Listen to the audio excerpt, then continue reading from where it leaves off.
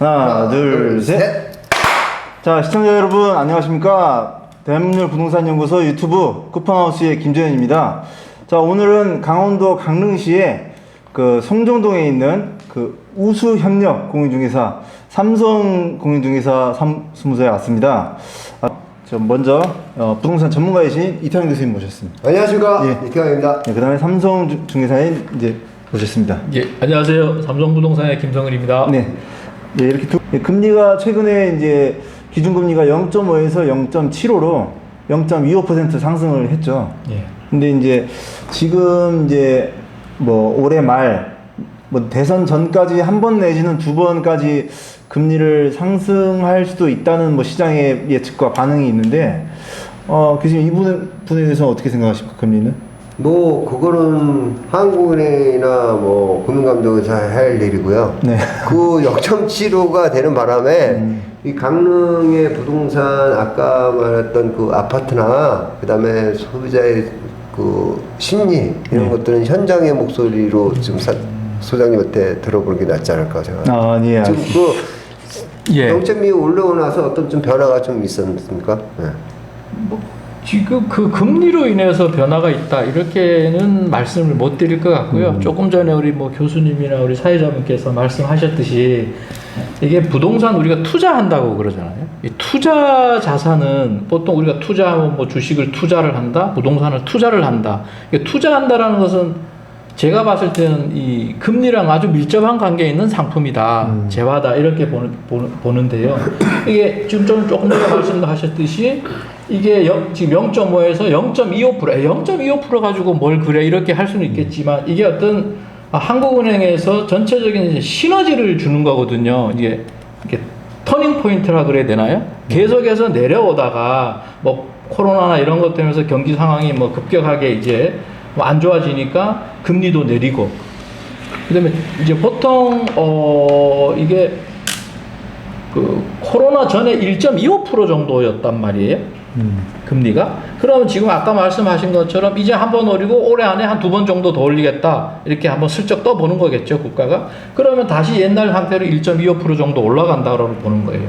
그렇게 되면 사실은 이제 이 대출을 해서 부동산을 샀던 사람들은 상당히 부담으로 와닿는다. 그런 것을 미리 이제 시너지로 이렇게 암시를 주는 거죠. 이제 어차피 부동산이 계속 가열되니까 국가가. 그 다음에 이게 미국의 뭐 그 페드인가 이런 연방에서 뭐 이렇게 돈을 이제 더 이상 안 풀겠다, 테이퍼링 하겠다 그러니까 우리는 미국하고도 작은 나라잖아요. 그러니까 선제적으로 이제 금리를 이제 올린 거나 이렇게 해서 돈들이 뭐 이렇게 투자 자금들이 뭐 주식 시장이든 어쨌든 이런 데 투자 자금 외국계 자금들이 빠져나가지 못하게 이렇게 선제적으로 막는 역할을 하는 거죠.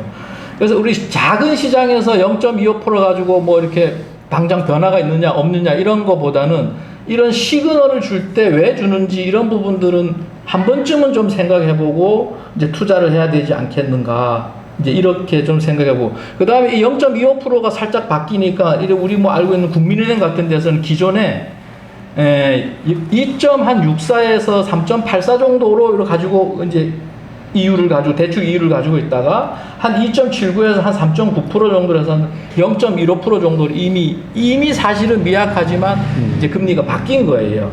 그러면서 우리 투자하는 사람들은 전에는 예를 들어서 아무 데고 막 투자를 해놓으면 뭐 이렇게 다 이렇게 뭐 좋은 결과가 났지만 이런 터닝 포인트가 있을 때는 한 번쯤 다시 점검하고 이제 투자를 해야 되지 않을까 뭐 이제 이런 생각을 좀 갖고 있습니다. 저는 그 금리가 우리가 부동산에도 그 종류가 있잖아요. 토지가 있고 상가 있고 주택 있고 아파트 개인주택 있고 오피스텔 있고 레지던스가 있고 여러 가지가 있잖아요.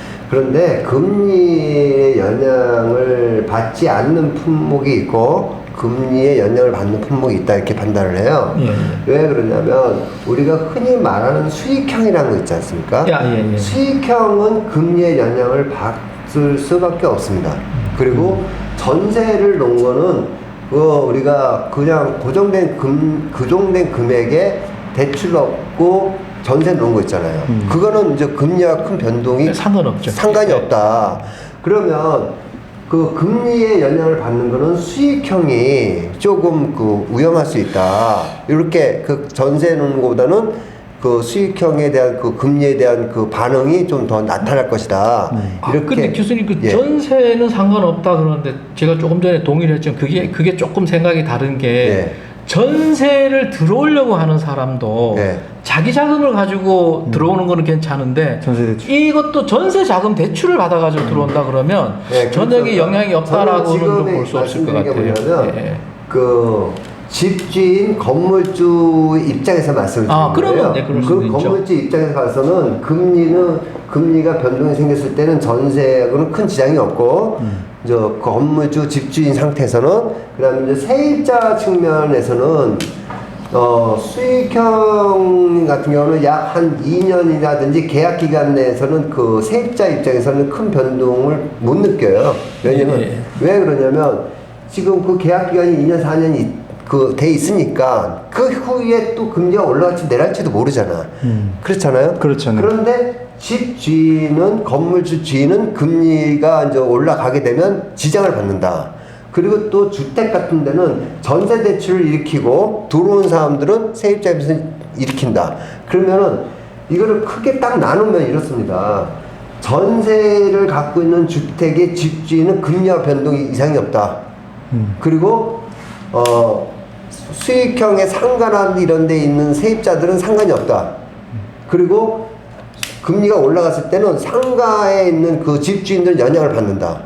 그리고 전세 같은 경우는 전세 대출을 받아줘 들어온 세입자한테는 이렇게 나눈다고 해서 그렇게 좀 나눠볼 수 있지 않을까 생각합니다. 그래서 금리를 하나로 그냥 다 털어서 생각하는 게 아니라 그 종목별로에 대한 그 혜택을 보거나 또 아무 영향이 없거나 또 그 영향에서 그 이득을 보거나 하는 사람들은 분명하게 세입자냐 주인이냐 그 다음에 그 물건의 종류에 따라서 나눠줄 수 있기 때문에 자기가 갖고 있는 상품이 내가 수익형이다 근데 내가 대출을 많이 받았다 그러면 그런 입장이거나 또 내가 전세 대출을 들어와 있는 세입자거나 이 자기 입장에서의 금리를 놓고 생각해야 되지 않나 이렇게 생각합니다. 네. 개인들은 이제 그렇고 국가가 한국은행에서 금리를 오르고 내리고 할 때 우리 부동산을 보고 금리를 오르고 내리고 하는 거는 일부 역할은 있지만 전체적으로 봤을 때 금리를 결국은 올린다라는 것은 그 환율과 관계가 있다고 생각하거든요.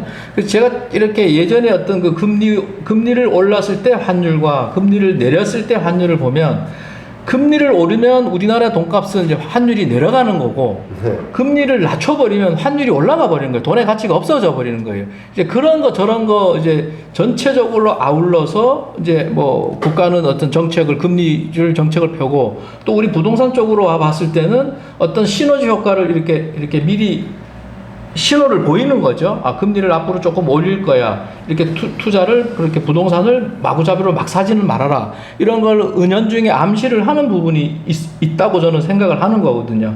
그래서 이제 뭐라 그럴까, 이제 뭐 투자 목적으로 어떤 아파트를 구입할 때 우리 소비자들 입장에서는 조금 더 한 번쯤은 생각해보고 조금 더 신중한 모드로 이제 하는 게 좋다. 뭐 이렇게 좀 저는 생각을 하고 있습니다. 근데 이제 아까도 말씀드렸지만 금리가 상승이 됐을 때에 수익형에는 영향이 좀 있을 거 투자가 입장에서 봤을 때 그렇게 보거든요.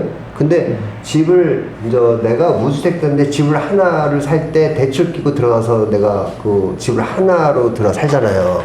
이제 그럴 때는 대출에 대한 그 부담이 좀 느낄 거란 말이야 항상 하면.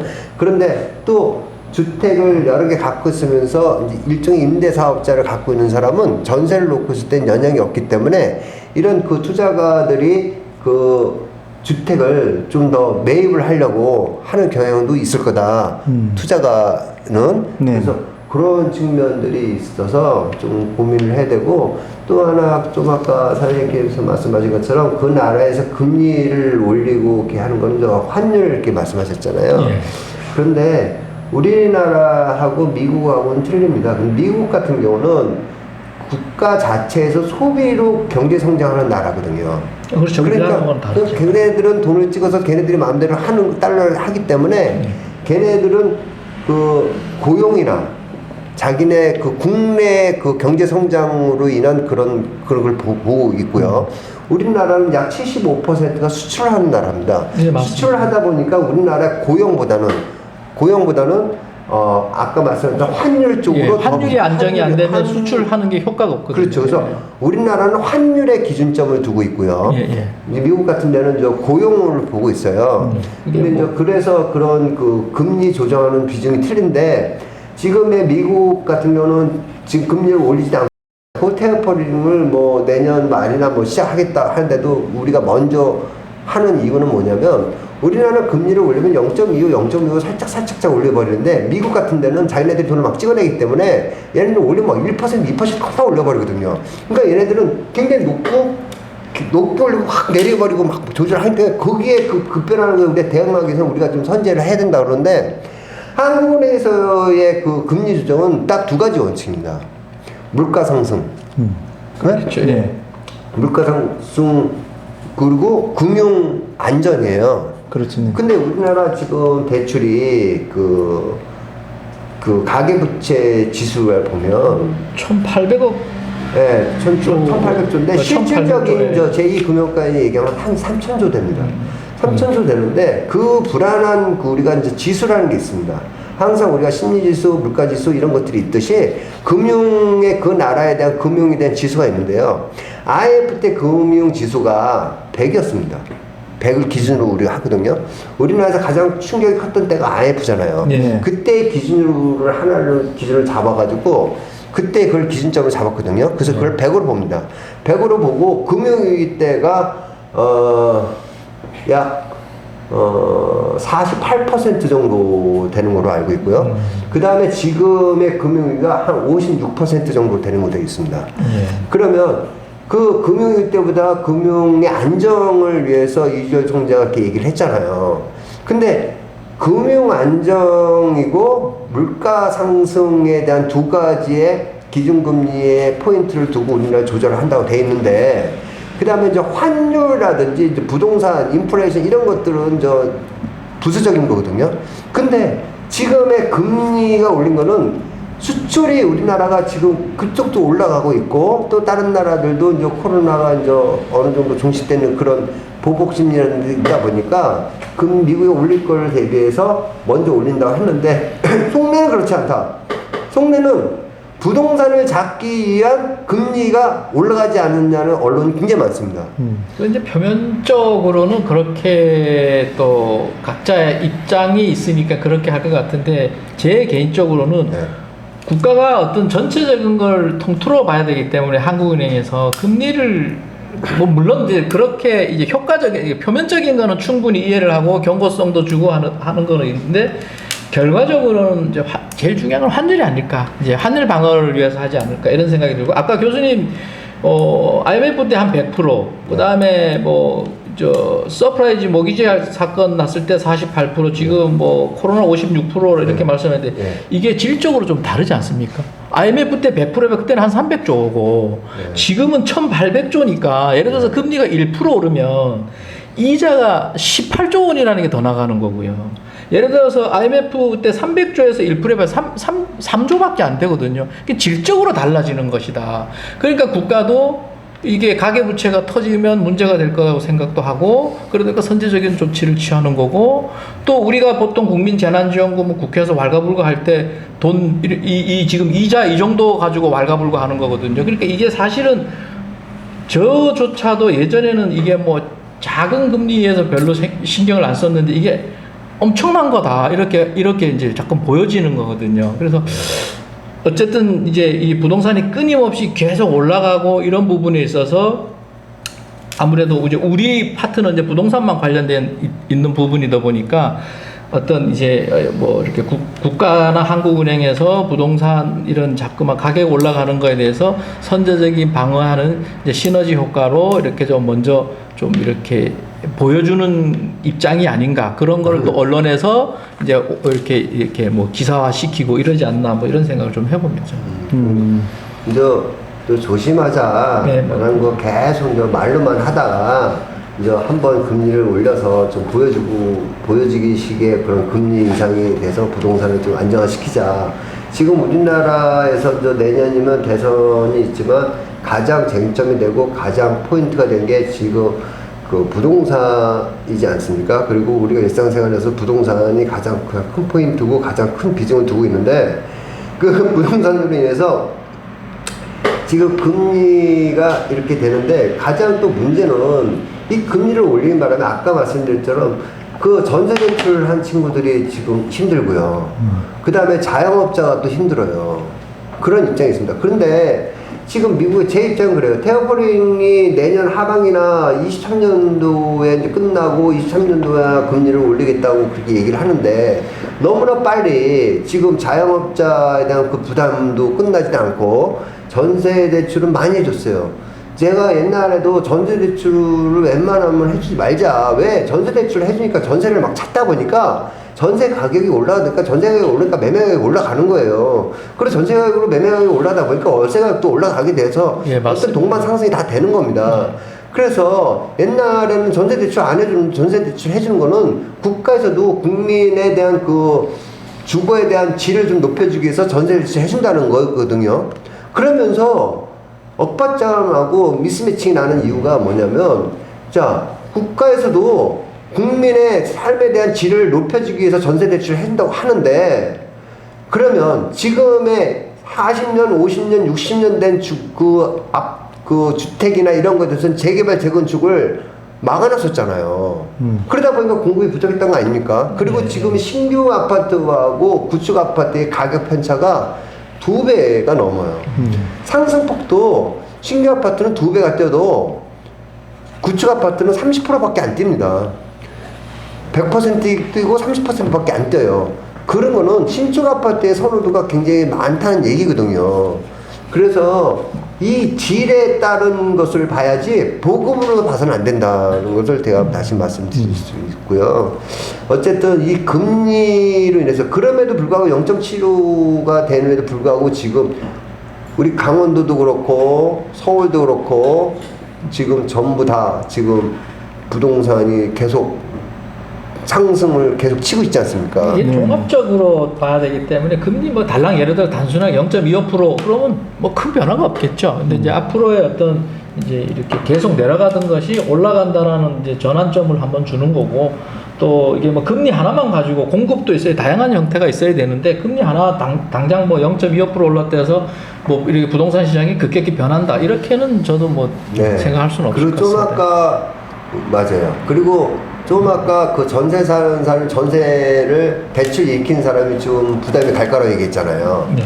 그러면 그거는 집 주인과 전세 사는 사람의 관계에 대해서 우리가 검토를 해본 거잖아요. 네. 그러면 금리로 인해서 수도권과 지방에 대해서 한번 우리가 점검을 한번 해볼 필요가 있다 생각합니다. 금리가 올라가면. 그렇죠. 그러면 지금의 지방의 가격 대비 서울의 집값은 문재인 정부 들어오고 나서 서울의 집값은 수도권의 집값은 뭐 2배, 3배 뛴 거는 여러분들 다 아실 겁니다. 그죠? 예. 그러면 지금 84 평균으로 봐서 수도권의 집이 지금 15억이 넘어요. 수도권이. 평균이. 그러면 1주택자가 대출을 일으키면 60%, 70% 대출을 일으켰고 거기다가 신용대출이 지금 2억도 나와요. 그럼 신용대출까지 다 하다 보면은 15억짜리 집이라면 한 8억 정도가 대출인지 그 연끌까지 하다 보니까 8억, 9억까지 대출 일으킨 사람들이 있거든요. 그러면 거기는 15억짜리 집에 8억이 대출이다. 그러면 그 금리가 만약에 2%라면 2%에 16, 160만 이렇게 나가거든요. 예. 맞잖아요. 2%짜리도 없지만. 자, 4%로 따지면 그러면 거기 4%면 320만 원이에요. 비싸. 근데 우리 지방은요. 신규 아파트 말고 구축 아파트 평균치를 보면 3억대 초반입니다. 3억대 초반이에요. 그러면 3억에 2억이라고 하면은 금리가 4%를 이상 80만 원밖에 안 돼요. 그건 320만 원 넘어가고. 근데 지금의 그 GDRP의 소득 대비를 보면 수도권하고 지방하고의 그 차이가 그렇게 크진 않아 사실상. 그러니까 이자에 대한 부담이 더 크다는 거지. 그래서 금리가 올라가게 되면 부동산 가격이 폭등한대요가 이자 부담에 대한 그 여파로 인해서 조금 위험할 수도 있다. 자, 0.25에서 지금 0.75에서 1.0이 나오고 1.25가 되잖아요. 그러면 제가 머피의 법칙의 그 계산표를 수술 따져보면요. 이렇게 되어 있습니다. 23년, 그러니까 22년 말, 22년에 대선 있고 지방선거 있고 22년 말이고 23년도에 만약에 1.2억 올라가잖아요. 그 수도권의 비중은 가격 하락이 한 11% 떨어질 확률이 계산이 나오더라고요. 그러면 우리 지방에 대한 금리 대출은 2억이고 거기는 8억이다 보니까 그거에 대한 부담이 누가 틀리느냐. 아니 서울에 있는 소방관하고 강릉에 있는 소방관하고 봉급이 틀립니까? 비슷하죠. 근로수는 똑같은 거예요. 어느 정도 비슷해요. 그런데 이자에 대한 부담이 있어서 그거에 대한 이자가 올라오면 수도권 사람들한테 어렵다. 그래서 금리가 상승을 할 때는요. 대부분 다 그렇지는 않지만 정책적도 있고 경쟁도 있지만 금리가 올라갔을 때는 수도권의 영향을 받아서 지방이 상승할 여지가 있다라고 판단을 합니다. 그리고 사실상 그 수도권하고 지방 우리 강릉하고 가격 편차가 지금 한 8배, 7배 차이가 나요. 근데 그 코로나 이전의 가격 편차는 한 3배 정도 됐었거든요. 그러니까 쉽게 얘기하면 지방의 가격이 한 3배 정도, 4배 정도 쌌었고 수도권이 더 비쌌는데 지금은 한 7, 8 정도가 차이가 나요. 수도권하고. 그만큼 수도권이 막 올라간 상황에서 지방은 약 3년 4개월, 3년 5개월, 6개월 동안 가격이 오르지 않았다가 작년부터 임대차 3법으로 인해서 지방도 오르기 시작했거든요. 근데 지금이 한 30%, 40% 이렇게 올랐는데 이 편차가 그래도 지금 한 6까지 벌어져 있어서 이 갭을 항상 지역에서만 갭 메꾸기가 되는 게 아니고요. 수도권과 지방의 갭 메꾸기라는 게 또 생깁니다. 그러면 제가 금리로 인해서 수도권에는 그 아까 8억이라는 돈을 대출을 받았기 때문에 부담을 느끼고 그 다음에 아까 말씀드렸던 그 전세 대출이 이렇게 있잖아요. 그쪽은 전세 대출이 더 많아 이자가. 맞잖아요? 그렇죠. 그러면 거기에 대한 부담을 느끼기 때문에 그거 갭 메꾸고 있어서 제가 봐서는 22년, 23년, 24년에 그런 갭 메꾸고 이래서 지방이 좀 더 가격이 좀 여지가 있지 않나. 오히려 금리가 올라간 바람에 지방의 부동산 가격이 좀 더 올라갈 수 있다. 그런 생각을 하게 됐습니다. 네. 네. 너무 복잡하겠나? 아니, 아닙니다. 네, 감사합니다. 네. 아니, 두 분께서 너무 열띤 토론을 해주셔갖고, 제가 순간 여기 본분을 잊어버리고, 네, 다만 열심히 듣고 있었습니다. 네. 그래서 말씀 해주신 거를 이제 종합해서 저도 이제 생각을 해보면, 이제 금리를 지금 이번에 0.25 한번 올렸고요.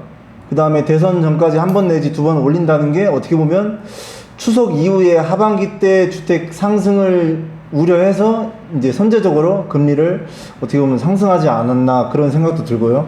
사실 지켜봐야 됩니다. 네네. 그 다음에 이제 금리가 사실 이제 0.25에서 0.5를 만약에 올린다고 해도 그 전에는 유동성 자금이 좀 작은 상태에서 이제 그때도 금리가 4에서 5%였는데 지금 유동성 자금이 거의 3배 이상 됐지 않습니까? 이렇게 돈이 흔해진 상태에서 0.25, 0.5는 그 전보다 좀 주택에 대한 영향이 좀 많이 미미해지지 않았나 그런 생각도 들고요. 그 다음에 또 최근 며칠 전에 뉴스를 보니 그 호주에서 테이퍼링을 시작을 했다고 합니다. 호주에서 보니까 기존에 50억 달러의 채권 매입을 올해 말까지 40억 달러로 축소를 하고 그 다음에 내년 초 2월까지 30억 달러로 채권 매입을 축소를 하는 것을 이제 그렇게 하면 시장의 충격이 너무 클 것 같으니 이제 내년 초까지 해서 40억 달러로 축소를 하자. 그렇게 해서 이제 지금부터 시작한 게 아니라 이제 내년 초부터 그렇게 축소를 하기로 이제 테이퍼링을 시작을 하겠다고 이제 뉴스를 냈는데요. 이제 그러면 이제 저희가 이제 금리하면 또 거시 경제적인 측면으로 또 미국 경제와 또 미국 고용 아니면 이제 미국 금리 조정과 테이퍼링의 시기에 대해서 또 저희가 고려를 하지 않을 수 없는데 테이퍼링이 시작 시기도 중요하지만 테이퍼링의 그 자체의 속도도 뭔가 제 생각엔 중요할 것 같습니다. 그러니까 그 채권 매입 축소하는 시기 자체가 FOMC를 언제마다 할 것이냐. 그래서 그런 것도 좀 판단이 돼야 되지 않나. 좀 그렇게 생각도 들었습니다. 네. 저는 가장 저 자체가 저도 이제 경제 공부를 하고 부동산 공부를 하는 사람이지만 가장 지금의 미국에서 테이퍼링 아까 말씀드린 호주 테이퍼링부터 시작해서 하잖아요. 근데 우리나라는 미스매칭이야. 안 맞아. 뭐가 안 맞냐? 자, 내년 국가 예산이 600조가 넘어가요. 네, 맞습니다. 그죠? 네. 우리나라 역사상 최고입니다. 그 다음에 긴급재난금이 지금 막 50조, 60조 또 막 풀어요. 그게 어느 정도면 아까 얘기했는데 600조의 국가 예산의 10%입니다. 풀고 있고 또 반대쪽에서는 금리를 올리고 있고 이거는 일관성 있게 한쪽으로 나가는 게 아니라는 거예요. 그러면 다른 나라들은 지금 테이퍼링하고 뭐 금리 올리고 나가고 있는데 우리는 재정 정책, 양적 정책을 같이 풀면서 금리를 또 올리는 거야. 네. 이거 어느 박자에 맞춰야 되는 거냐는 거지. 그러면 실질적으로 진단을 제대로 하고 있느냐? 지금 한 보름 전에 기획재정부 홍남기 부총리인가 그 양반이 우리나라 국가 재정이 심각하다라고 제가 보름 전에 분명히 봤습니다.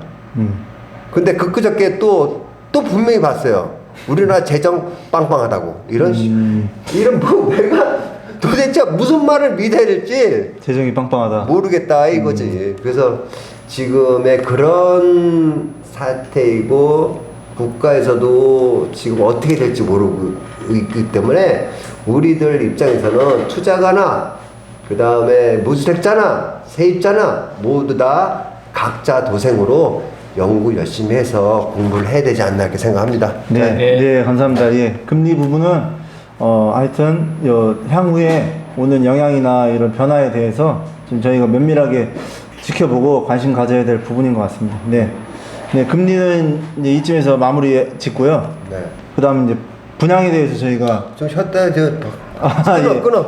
예, 그러면 5분간 휴식하고 저희가 분양에 대해서 참 마무리. 네, 토론하겠습니다. 하나, 둘, 셋. 고생하셨습니다.